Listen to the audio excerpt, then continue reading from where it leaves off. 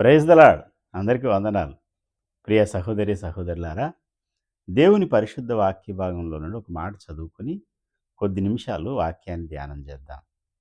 అపోస్తలుడైన పౌలు తెస్సలోనికీయులకు రాసినటువంటి మొదటి పత్రిక 4వ అధ్యాయము 7వ వచనాన్ని చదువుకుందాం. పరిశుద్ధులగుటకే దేవుడు మనలను పిలిచెను గాని అపవిత్రులుగా ఉండుటకు పిలువలేదు. దేవుడి పరిశుద్ధ వాక్యం ద్వారా మనందరితోనూ మాట్లాడునుగాక. ఆమేన్.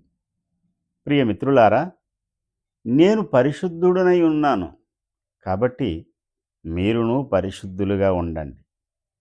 నేను పరిశుద్ధుడనై ఉన్న ప్రకారము మీరును పరిశుద్ధులై ఉండాలి. ఎందుకు పరిశుద్ధులై ఉండాలో, ఎలా పరిశుద్ధులై ఉండాలో చెబుతున్నాడు పరిశుద్ధాత్మ దేవుడు ఈ యొక్క అధ్యాయంలో. దీనంతటికీ మూల కారణం ఏంటి అనంటే దేవుడు పరిశుద్ధుడు.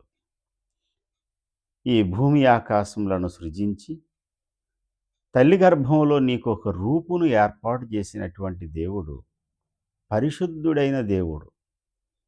ఇశ్రాయేలు పరిశుద్ధ దేవుడను నేనే అని చెప్పినవాడు ఆయనే.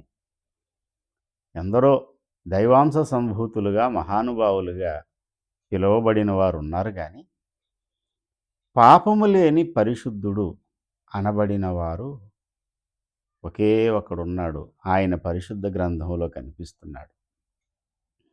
పరిశుద్ధత, నీతి, సత్యము, ఈ శుభగుణాలన్నీ కలిగినటువంటి శుభగుణాలు కలిగిన సుకుమారుడు ప్రభు అయిన యేసుక్రీస్తు వారు. నేను పరిశుద్ధుడినై ఉన్నాను.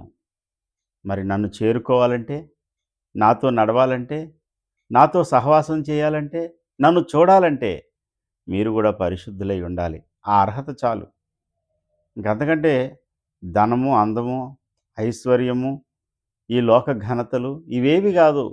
దేవుడు ఎదురుచూసి దేవుడు ఆశించేటువంటి అర్హత ఏంటి అంటే దేవుడు నీలో పరిశుద్ధతను చూస్తున్నాడు. నేను పరిశుద్ధుడను గనుక మీరును పరిశుద్ధులై ఉండండి అని చెప్పిన దేవుడు పరిశుద్ధులుగా ఉండుటకే నేను మిమ్మల్ని పిలిచాను. లోకంలో నుండి, చీకటిలో నుండి, సాతాను యొక్క చెరలో నుండి దేవుడు పిలిచింది దేనికి అంటే ఒకే ఒకటి, నిన్ను పరిశుద్ధినిగా చేయడానికి. యేసుక్రీస్తు రక్తము ద్వారా పరిశుద్ధపరచబడి దేవుని ఆత్మయందు కడగబడి పరిశుద్ధులమై పరిశుద్ధ దేవునితో సహవాసం చేయడానికి పిలువబడ్డాం. ఈ విషయాన్ని విస్మరించి పాపానికి, లోకానికి దాసులం ఎందుకు కావాలి? ఒక విషయం చెప్పనా? పరిశుద్ధత ఎలా దొరుకుతుందయ్యా అంటే దేవుని చిత్తమై ఉన్న పరిశుద్ధత నాకు కావాలని నువ్వు ఆకాంక్షించాలి. నా దేవుడు పరిశుద్ధుడు కాబట్టి నేను పరిశుద్ధంగా ఉండాలి. పరిశుద్ధుడిగా ఉండుటకే దేవుడు నన్ను పిలిచాడు అని నీవు స్థిరంగా నమ్మి ఆ విషయాన్ని నీవు దేవుని సన్నిధిలో పెట్టి ప్రార్థన చేయాలి. అంతేకాదు ప్రార్థన 2 ప్రయత్నం. నీ ప్రార్థన ద్వారా దేవుడు నిన్ను పరిశుద్ధపరుస్తాడు. అంతే నిజంగా నీవు ప్రయత్నం కూడా చేయాలి. ఏంటా ప్రయత్నం? ఈ 4వ అధ్యాయంలోనే కొంచెం పైన చెప్తున్నాడు. కామాభిలాషల యందుగాక పరిశుద్ధత యందును ఘనత యందును తన తన ఘటమును ఎట్లు కాపాడుకొనవలనో అది ఎరుగుటియే దేవుని చిత్తం. ఇంకా కొంచెం పైన 3వ వచనంలో మీరు జారత్వమునకు దూరముగా ఉండుటయే దేవుని చిత్తం. నేను పరిశుద్ధుడిని కావాలనుకుంటే ఏం చేయాలి? జారత్వమునకు దూరముగా పారిపోవాలి. యోసేపు పాపాన్ని చూసి పరిగెత్తాడు. పాపం వైపు కాదు, పాపమునకు దూరంగా. నీ పరిశుద్ధతను, నీ యొక్క యథార్థతను పాడు చేసేటువంటి ఏ విషయాన్నైనా సరే నువ్వు విడిచిపెట్టి దూరంగా పారిపోవడం నేర్చుకుంటేనే పరిశుద్ధుడు కాగలుగుతావు.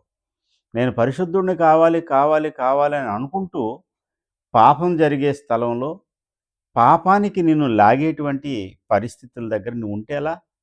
ప్రియమిత్రమా, పాపాన్ని విడిచి జారత్వాన్ని విడిచి పారిపో. నీలో పాపాన్ని ప్రేరేపించే సాహిత్యాన్ని విడిచి పారిపో.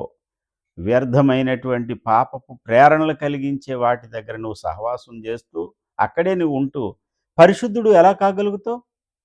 పరిశుద్ధులగుటయే దేవుని చిత్తం గనక, దేవుని చిత్తం నెరవేర్చడానికి సాగిపోదాం.